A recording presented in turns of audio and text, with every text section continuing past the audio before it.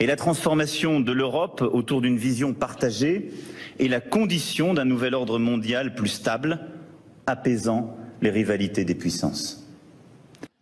Le moment où tout le monde aura compris qu'il était temps de changer, temps de donner un nouveau visage à la mondialisation, temps de construire un nouvel ordre mondial.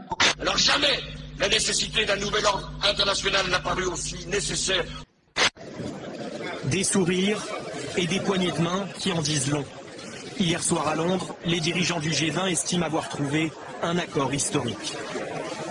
Un nouvel ordre mondial émerge et avec lui, nous entrons dans une nouvelle ère de coopération internationale. Nous devons donc affirmer, ce sera le premier engagement qui sera le nôtre, la réforme de la gouvernance mondiale comme un préalable et un objectif.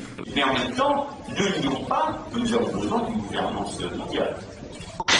Si on n'a pas aujourd'hui un gouvernement mondial, on ne peut pas parler sérieusement de démocratie. Or, nous n'avons pas... Donc elle a trouvé ses limites, la démocratie. Elle ne trouvera son accomplissement que lorsqu'elle sera une structure avec un gouvernement mondial, des gouvernements régionaux et des gouvernements locaux. Dans très très longtemps, on ne le verra pas.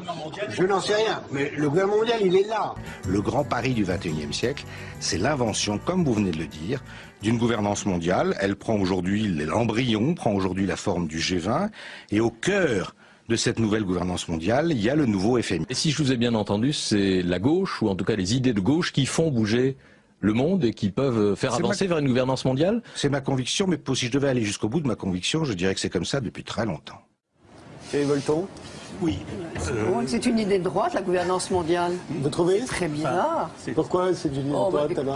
Parce que c'est en fait c'est un espèce de pouvoir quand même énorme où l'individu et les nations n'ont plus donc les nations qui élisent leurs dirigeants n'ont plus grand chose à dire.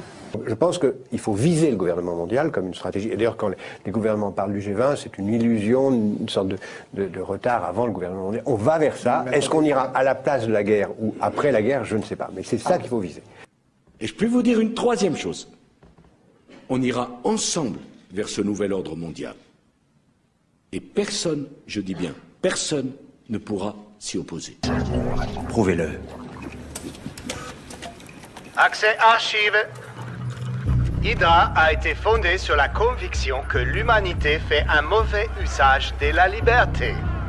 Ce que nous n'avions pas prévu, c'est que si on essaie de les priver de leur liberté, les hommes résistent. La guerre nous a beaucoup appris. Il fallait que l'humanité renonce à sa liberté de son plein gré. Après la guerre, les Shield fut fondé et j'ai été recruté.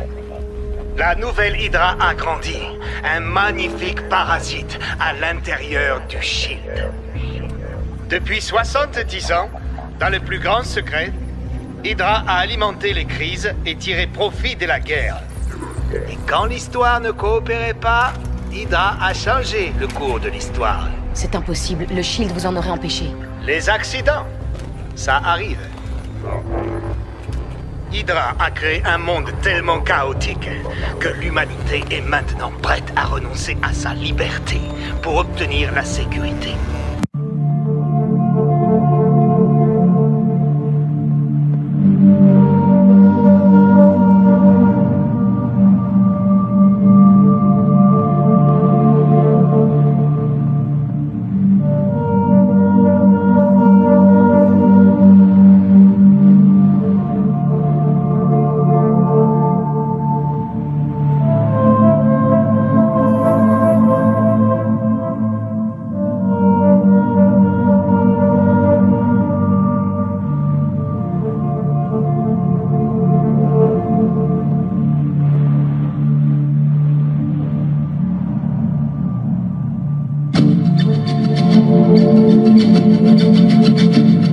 Quand le processus de purification sera terminé, le nouvel ordre mondial d'Hydra verra le jour.